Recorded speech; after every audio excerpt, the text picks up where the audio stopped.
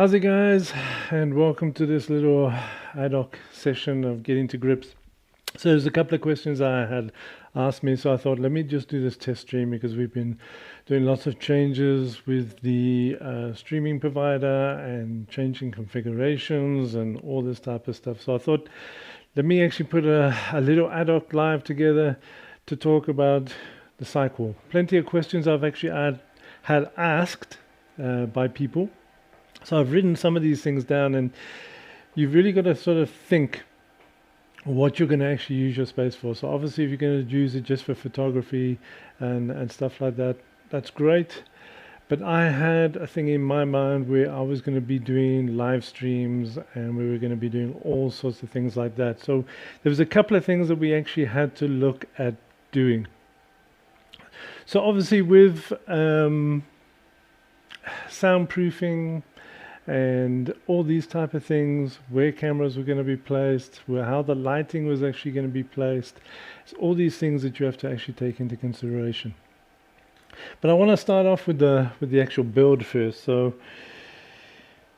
the actual build, I had obviously an L-shaped wall section that was actually in place already. So I used 38 by 38 timbers, which I had for uprights. Then we had strengthening timbers in between. What would I change on that? Instead of actually putting the timbers 600 apart, I would definitely look at doing the timbers at 450 apart. So I'll basically put another one in between the two that I actually put in. So that'd be number one thing that I would change if I was actually doing that. So once the framing was up, the actual curves, what we did was I took some plywood and we had like 400 high and was 415 high and 400 wide, and then we actually cut the curve. Now I cut about, I think it was about 30 pieces like that, and made sure that they were all the same, and we actually used those for the actual curve on the bottom. And then we had to make some curves on the top, which I did a 400 by 38. So it was 438 by 438 because we had to take into consideration the 38mm timber.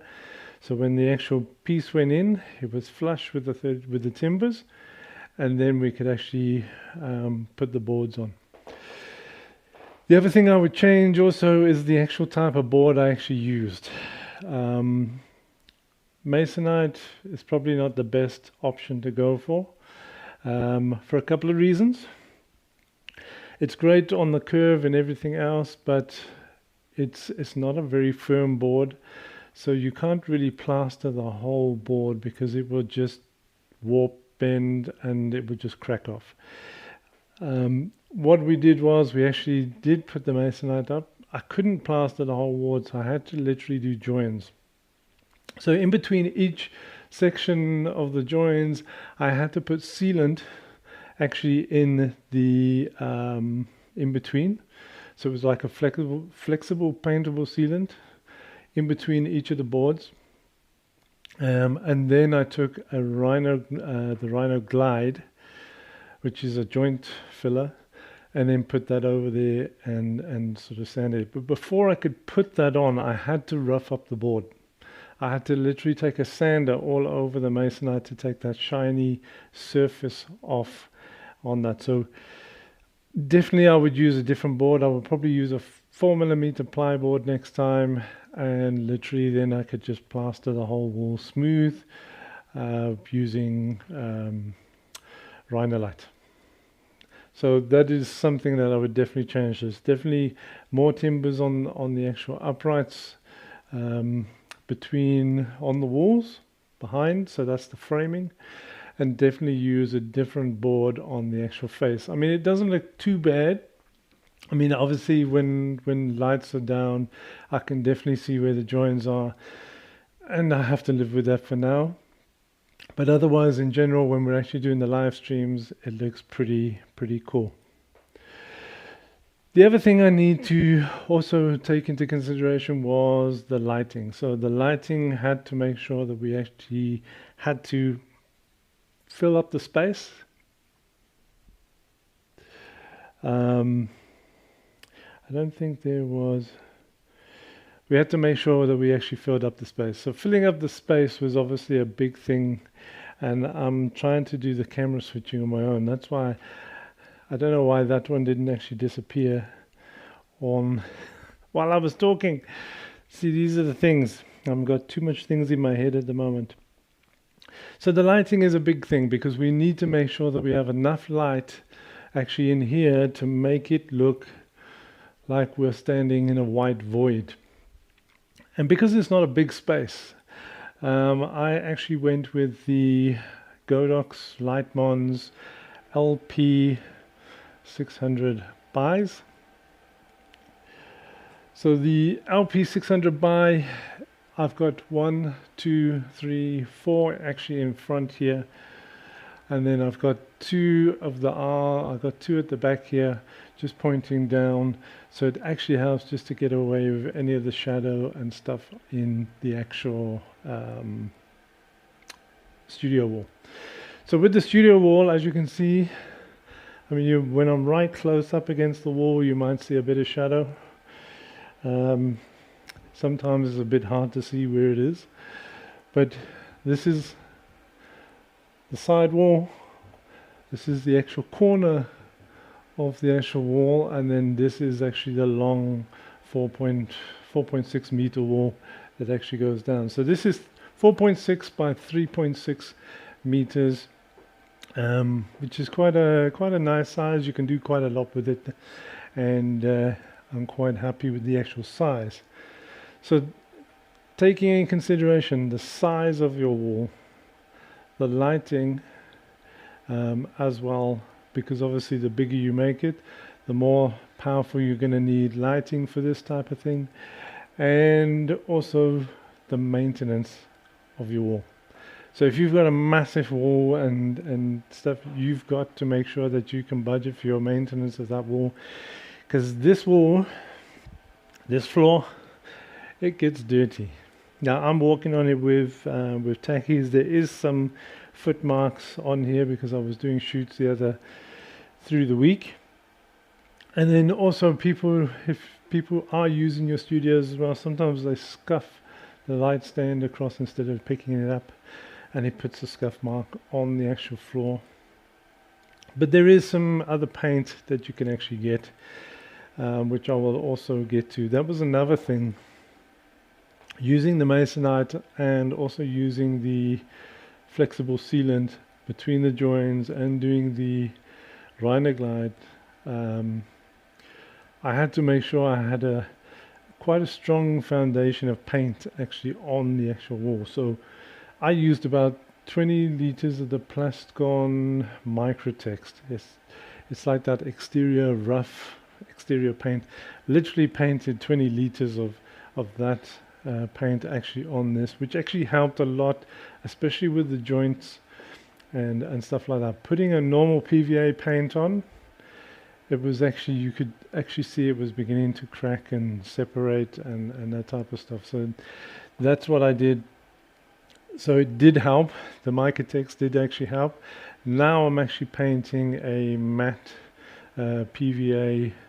It says washable, but these paints are not washable at all. So I basically, every month I give this a fresh coat of paint, and that's all included in the maintenance of the wall. So things you got to look at is obviously maintenance costs, and also getting the thing built properly structurally. My curve, I tell people not to walk on the curve, but there is full framing behind this curve. So this actual curve actually has the plywood. It has timbers going across for reinforcing on that. It's also got soundproofing behind there as well. So that was the other thing that I had to think of before building this. Because I was going to be using it for live streams, I needed to make things a little bit more soundproof. So behind the actual curves, and actually in the corner, we've actually got some soundproofing, which is also important. I think they can often do the clap test. Let me just see if we can.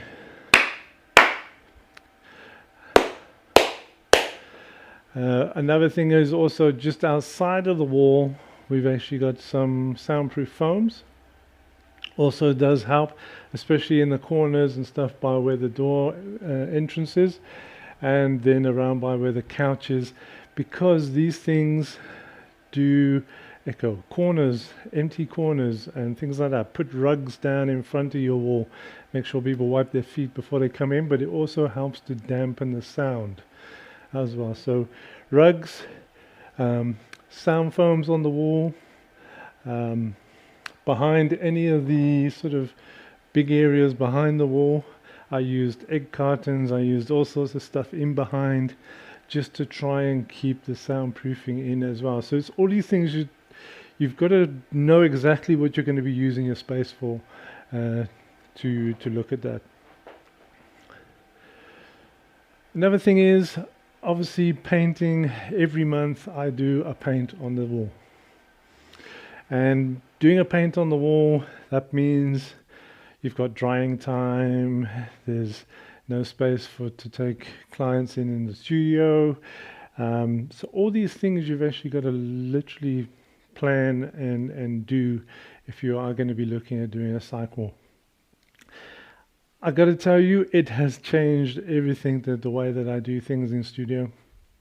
I wouldn't change this for the world, even though it's not a perfect wall, but the results that this thing actually gives us is actually amazing. And just having this white void, if I cut across to the other cam, just having this white void, it's got a bit of squeaky bits, which I've got to fix as well. But just having this void is absolutely amazing.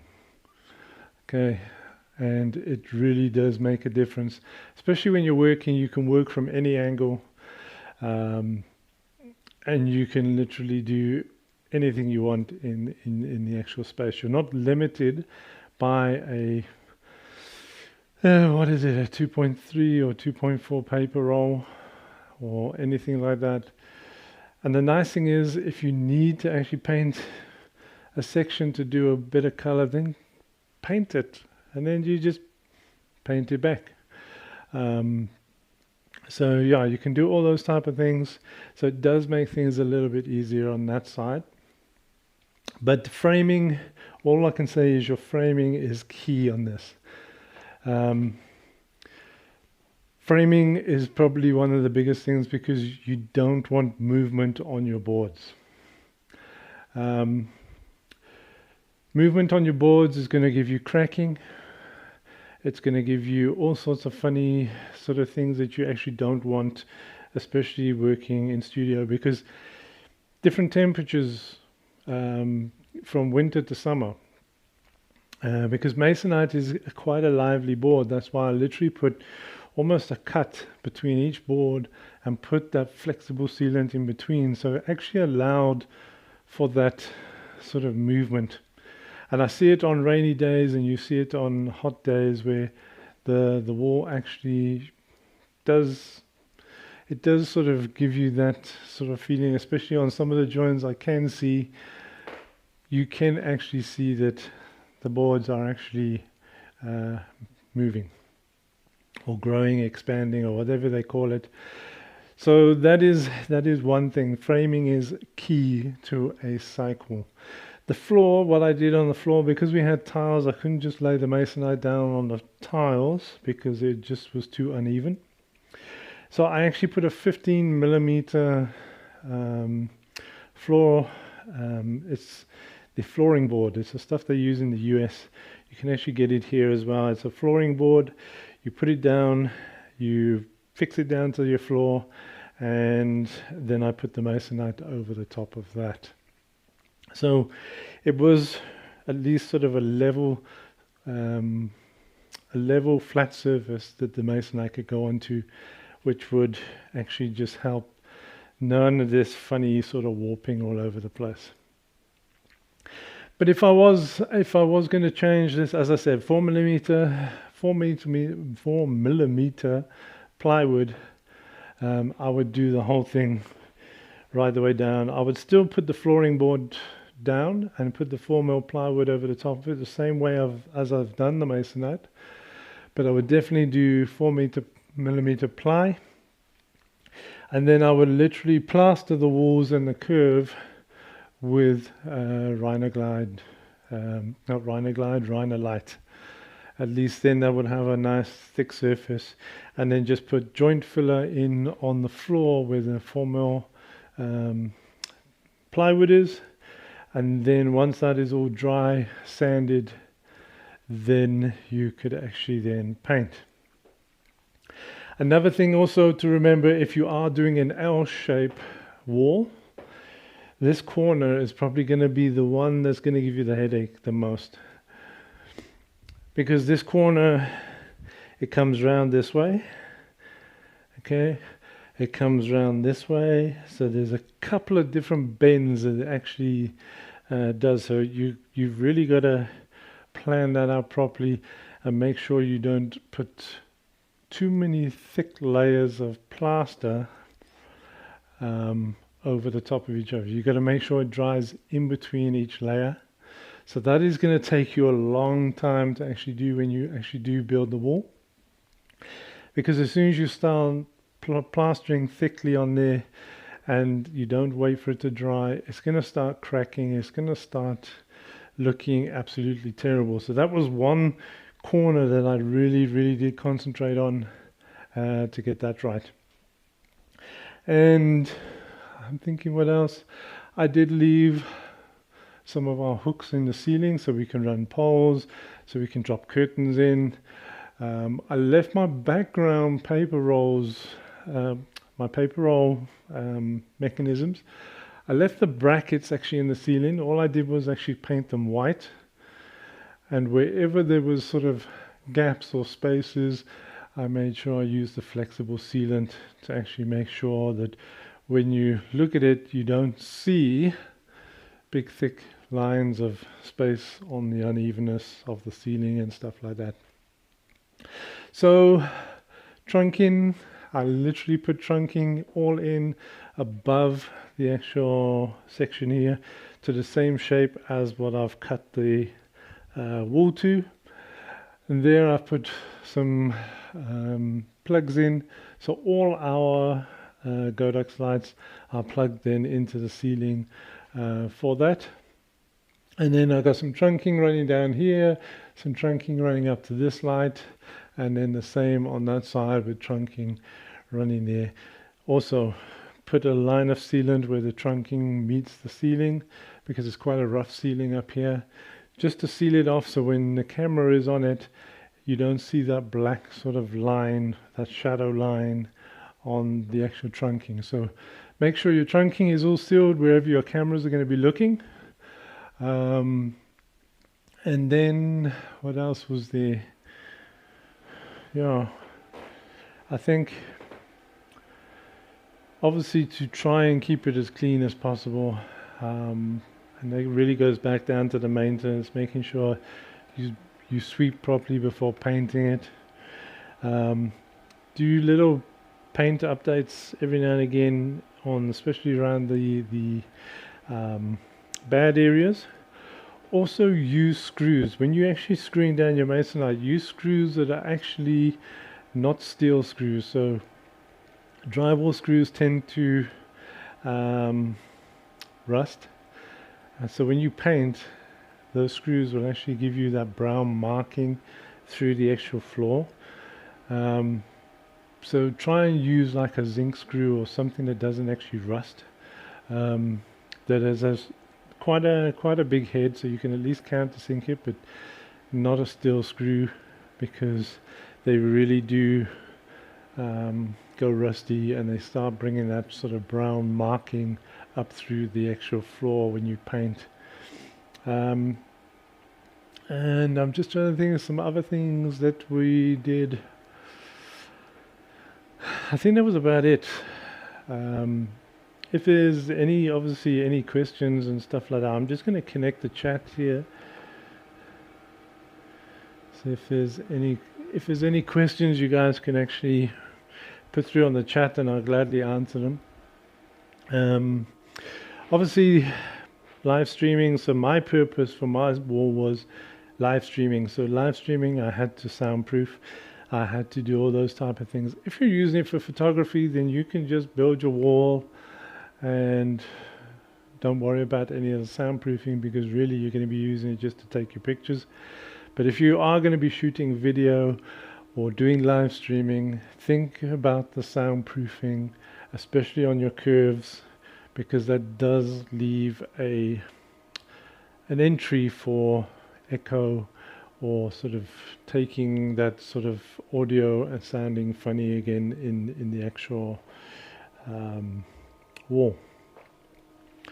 So with this, at least with the video, I can actually stand here, everything is white, and everything looks cool. But I said, it's far from perfect.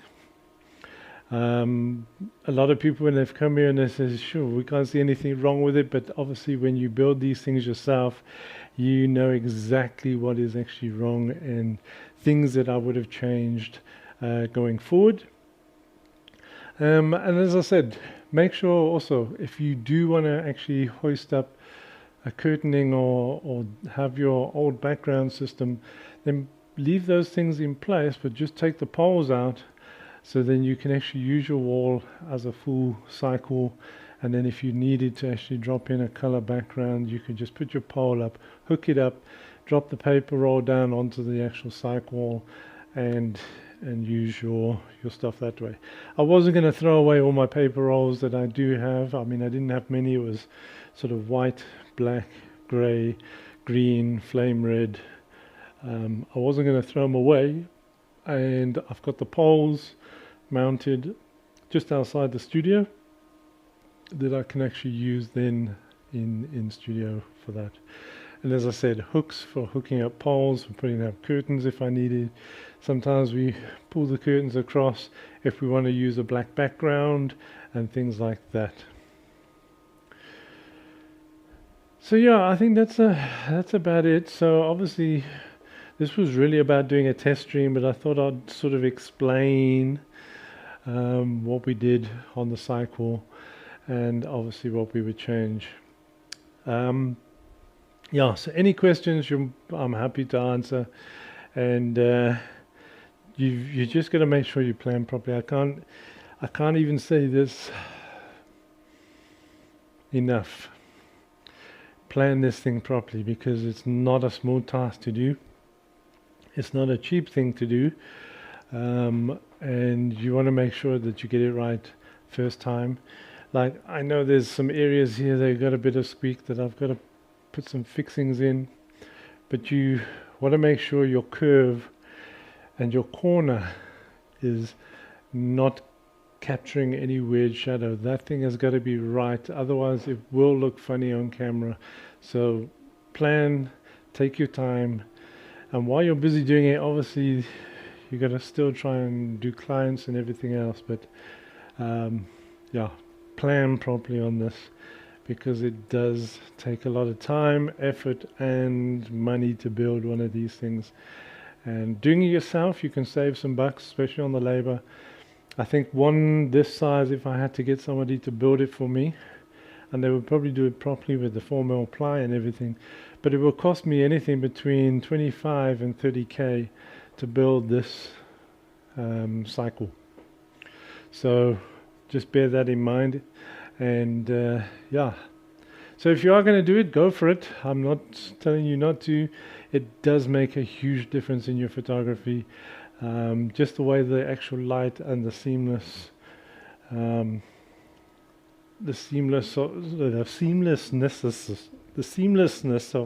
of the actual wall and the floor is absolutely amazing. I mean, I saw the difference on a first shoot that I did on this wall compared to the paper roll, and it was like chalk and cheese. Just the actual softness of the shadows and everything. Obviously the paint does make a big difference, but it makes a huge difference having this wall in place. So I hope that is shed some light on the cycwall and what you need to sort of do. As I said, plan, and then go ahead and do it. And remember, whatever you're going to be doing, make sure that's included, because you can't do it afterwards. You can't add soundproofing afterwards if you're going to be shooting video and photography in your space, or if you're going to be doing live streaming. So hope that helps. And any questions, as I said, just send me a message or even comment on this. You can put the comment in below, and I will get back to you and try and answer those questions. But yeah, as I say, I'm Carl Daniels, and I will see you again soon on Getting to Grips, and proudly brought to you by Godox SA and Golden Power Batteries. Thanks for watching, guys. See you again soon. Thanks.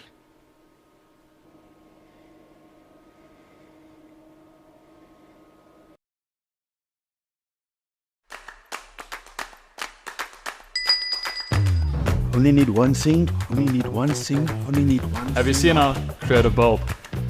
Okay, add it to my cart. You've got the camera. We've got everything else. Shop Godox SA for your production equipment.